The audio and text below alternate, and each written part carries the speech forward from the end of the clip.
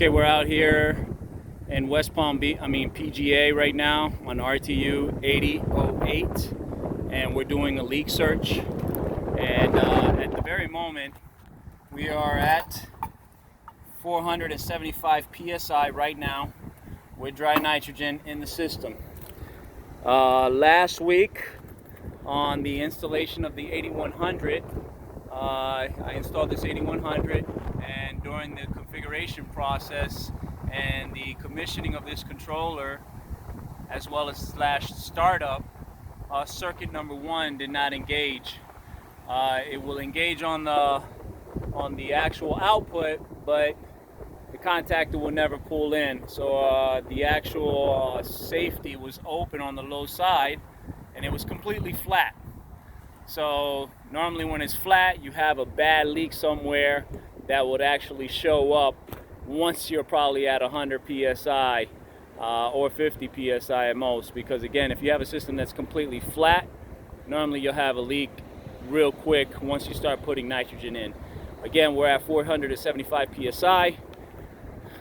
No leaks, no oil stains. Normally these are the corners where you will find the actual oil leaks, as well as stains, and nothing on the condenser side of the coil.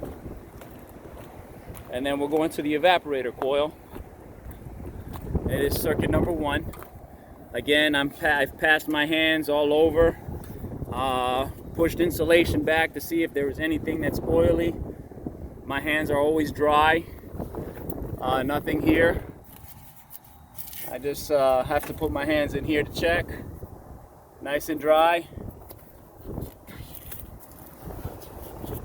No oil, no shine. Nice and dry. Just here. Nice and dry.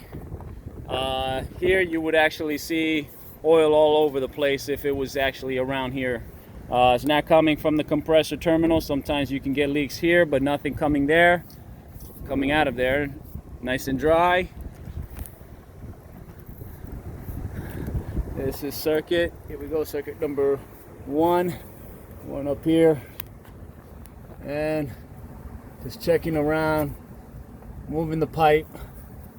Sometimes you can get these hairline fractures on these micro channel coils. And again, nice and dry. Just putting my hand in the sun. No oil. No residue. So I'm not sure what happened here with this one. The refrigerant went somewhere. But anyways, this is a leak search being performed. I'm gonna wait a few more minutes, and then we're gonna pull a vacuum and charge it up. That's about it.